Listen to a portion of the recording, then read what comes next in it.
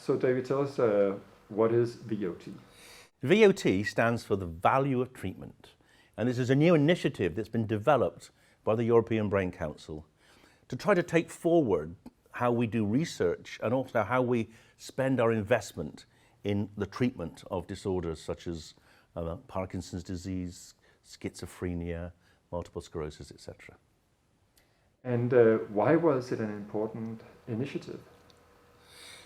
Over the last 10 years, the European Brain Council has done a lot of research into the costs of brain disorders, and they're enormous.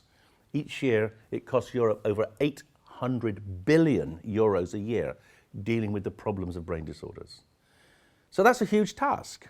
And we decided, therefore, to see whether there was any evidence we could muster, pull together to try to help people deal with those disorders in a much more efficient way. And it turns out that the most efficient way is to look at the value of the treatments you currently have and see if we can maximize those values and also use that experience to develop new treatments. So this has been a big program. We've been working on it for over 2 years.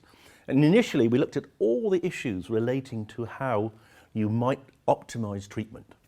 And it turns out that across the different disorders, schizophrenia, Alzheimer's, Parkinson's disease, there's a couple of very key messages.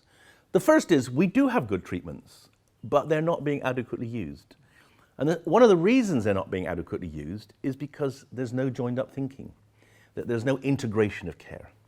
And then the third really key message is we've got to start soon. The earlier you make a diagnosis, the earlier you start a treatment, the better the outcome. So those are the key elements. Diagnose early, integrated care, and use the best treatments available. One of the real motivators for developing the VOT project was that our previous analyses have shown that there is a big discrepancy between the investment in research for brain disorders and other disorders like cancer or diabetes.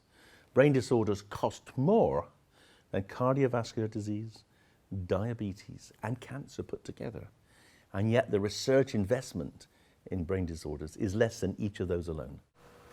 And why is it like that? Because one of the great questions is, why is it like that? And I think it's because people have often seen brain disorders as being problems of choice or volition or will, even when they're not, even when they're clearly neurological in origin, like epilepsy or Alzheimer's. But also, brain disorders are the coming disorders. As we conquer cardiovascular disorders, as we conquer cancer, what we're left with are brain disorders. And society hasn't caught up with that yet. So how do they catch up with that? So what we have to do is educate people. We have to educate people that we need to make brain disorders one of the critical target areas for research and intervention. Remember, every other disorder is affected by your brain. If you've got a brain disorder plus diabetes or plus heart disease, your likelihood of doing well with those peripheral systemic disorders is much less. The brain controls everything, and that's where we should put a target. We've got to educate people that a healthy brain is critical for a healthy body.